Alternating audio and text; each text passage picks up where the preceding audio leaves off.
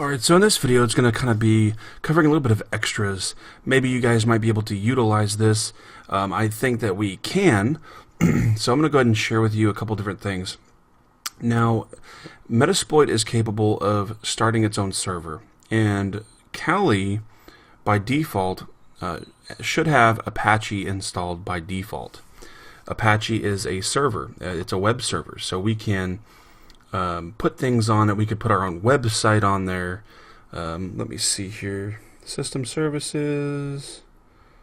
There we go. There's HTTP. There's Apache 2 start.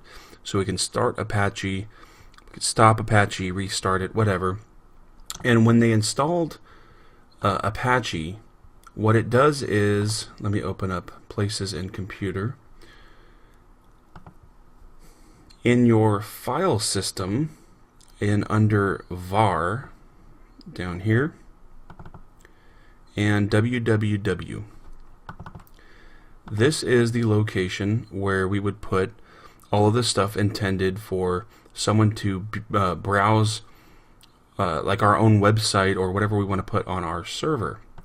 Now, additionally, instead of starting the Apache server, we can actually turn any location into a server. And how we would do that is we can right click on here. Actually, we can't open a terminal from there, but we would need to just open up a terminal, and we can basically do a, let's for example do an ls. So we've got all this different stuff here. There's a command that we can do called python -m, and simple. It's very important that you capitalize the S here, capitalize the HTTP, and the S here at the end. So it's simple HTTP server. And we can throw it on any port that we want. So let's do 8090, for example, and hit enter.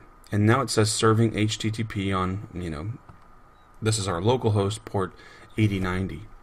So now if we go to our XP machine, or any machine that's on the same network, we can open up our Internet Explorer or whatever browser, and we can navigate to it.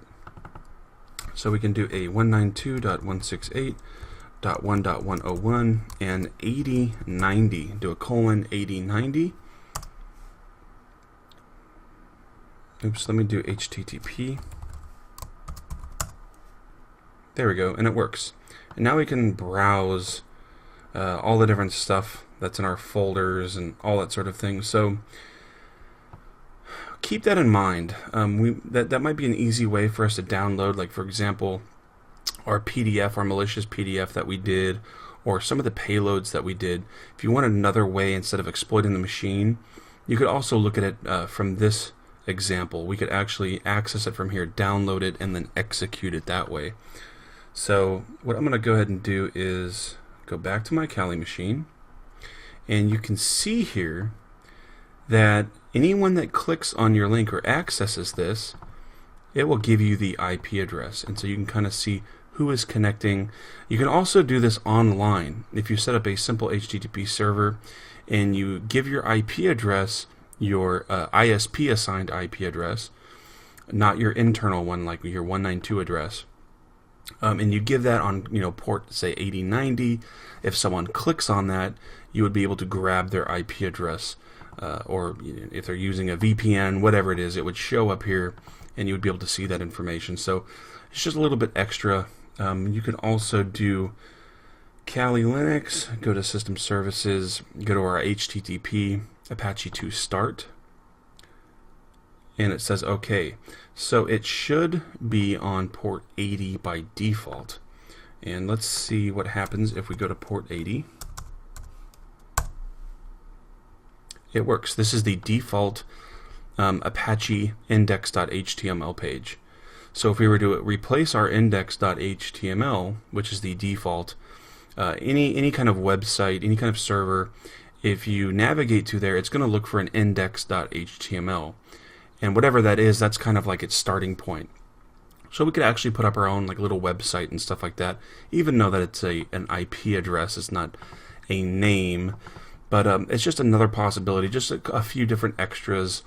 If I erase this index.html, which is over here. Here's index.html. If I delete this, see if it'll let me delete it. We don't even have to delete it. We can actually just rename it, but let's move to trash. And now it's gone. So let's refresh this.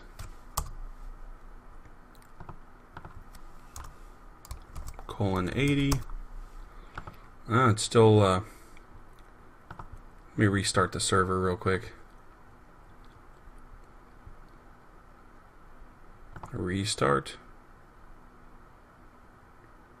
There we go. Now let's see if there's a difference.